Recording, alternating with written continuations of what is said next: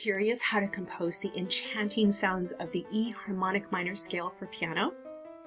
That's what today's lesson is all about. We're going to be learning the composition formula for the E harmonic minor scale for piano. So if you're ready, let's jump straight into the lesson.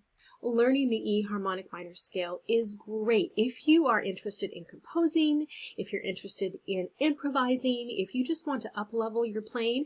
Knowing how to create and how to compose the three different types of minor scales is so valuable. Don't forget that the E minor scales share a key signature with G major. And on the circle of fifths, you will see that there is one sharp, the F sharp, and that is the relative minor, which is E minor, and the relative major is G major. And they both share the same accidental. So be sure to consult your circle of fifths.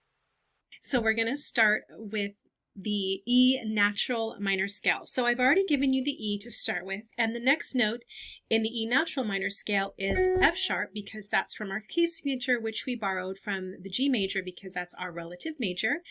Then we have G, A, B, C, D, E, going back down, descending, D, C, B, A, G, F sharp, and then to E. Now we're going to change that E, that final E, to a half note so it fits within our time signature. You don't have to, but I want to keep things really clean. And let's do the same thing for our left hand. I've already started with the E for the E natural minor scale. So the next note is F sharp, G, A, B, C, D, and E. Descending, going back down, D, C, B, A, G, F sharp, and finally on E. And we're going to change that last note to a half note. And that is our full E natural minor scale. Like this video, subscribe to my channel, and hit the notification bell so you won't miss a lesson. Now we're going to write the E harmonic minor scale. And I've already started with the E, and we're going to continue. So the E harmonic minor scale is a little bit different, so pay careful attention because we're going to be adding some accidentals. So we have E, F sharp, G, A, B, C. Now I'm going to play D, but I'm going to create that D. I'm going to turn that into a D sharp. Now why?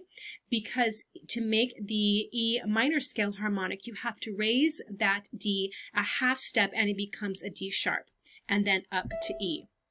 It's the same thing on the way down, descending. I'm going to play D, but I'm going to raise that D, the seventh note of the scale, a half step, and now it's a D sharp.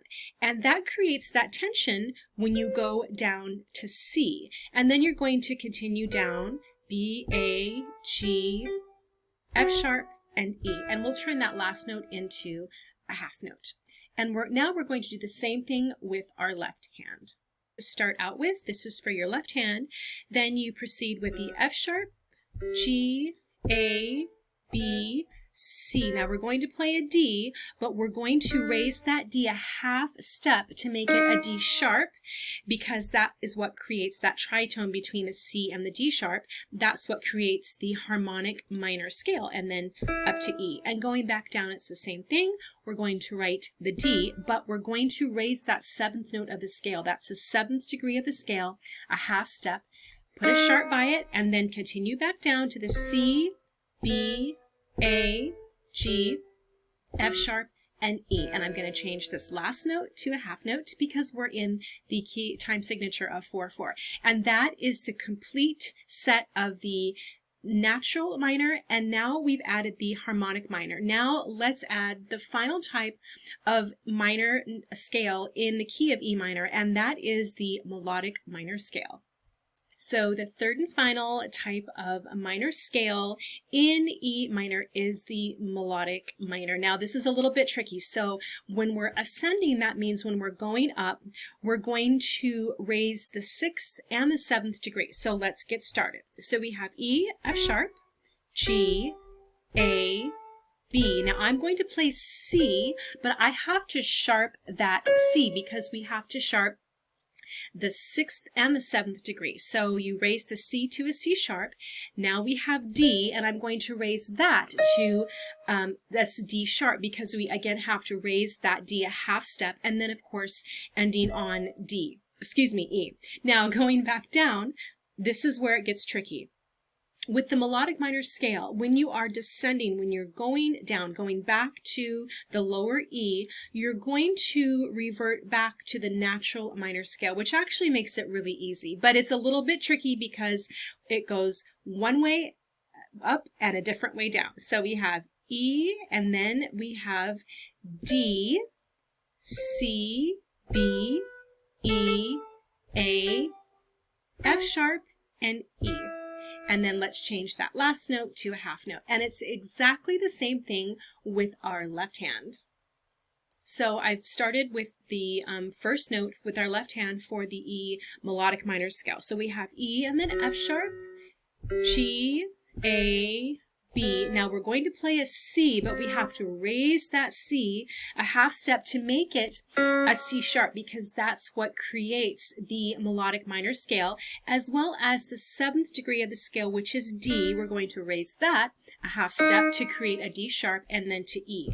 Same thing as I said previously. On the way down, descending for the melodic minor, you're going to revert back to the natural minor scale. So simply D, C, B, A, G, F sharp, and E. And we're going to turn that last note into a half note. Now we're going to listen to all 3 of the E minor scales in succession. So first the natural, the harmonic, and then the melodic. And I want to see if you can pick out the difference. And here, can you differentiate between the 3 types of E minor scales?